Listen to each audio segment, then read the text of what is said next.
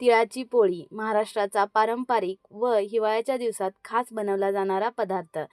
तिळाच्या पोळीचे सारण बनवण्यासाठी गॅसवर पॅन गरम करायला ठेवला. पॅन गरम झाला की त्यामध्ये 1 वाटी तीळ घालून हलके भाजून घेतले. तीळ जास्त भाजले गेले की कडवट होतात, त्यामुळे थोडेसे हलके झाले की लगेच काढून घ्यायचे. त्याच पॅनमध्ये अर्धी वाटी शेंगदाणेही खरपूस भाजून घेतले. तीळ थंड झाले की मिक्सरच्या भांड्यामध्ये काढून थोडेसे बारीक भरडून घेतले व त्यामध्ये 1 वाटी गूळ किसून टाकून परत एकदा मिक्सरला फिरवून घेतले. गूळ व तीळ चांगले एकत्र झाले की गुळाचे व तिळाचे सारण बाजूला काढून घेतले व भांड्यामध्ये अर्धी वाटी शेंगदाणेही बारीक करून घेतले. शेंगदाण्याच्या कुटामध्येही अर्धी वाटी गूळ घालून परत एकदा मिक्सरला फिरवून घेतले. बनवलेल्या सारणावर 1 चमचा वेलची पूड टाकून चांगले मिक्स करून घेतले.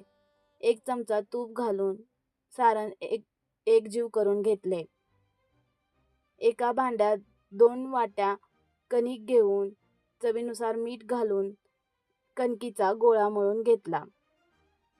गॅसवर पोळ्या भाजण्यासाठी पॅन गरम करायला ठेवला व बनवलेल्या कणकीच्या गोळ्यातून छोटासा गोळा घेऊन हाताने त्याची पारी बनवून घेऊन त्यामध्ये सारण भरून घेतले. सारण दोन्ही अंगठ्याच्या साहाय्याने पारीमध्ये दाबत पारीचा उंडा बनवून घेतला.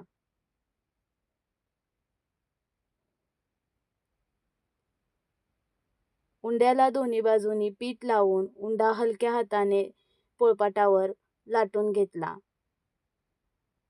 तयार झालेली पोळी पॅनवर तूप लावून दोन्ही बाजूने खरपूस भाजून घेतली.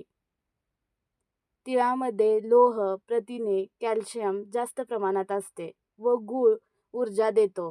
त्यामुळे हिवाळ्यात एकदा तरी या तिळाच्या व गुळाच्या पोळ्या करून खाल्ल्याच पाहिजेत.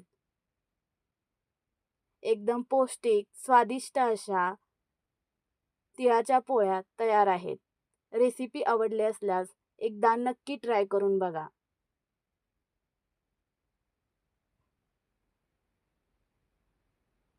मऊ लुसलुशीत तिळाची पोळी दुधाबरोबर किंवा तुपाबरोबर एकच नंबर लागते.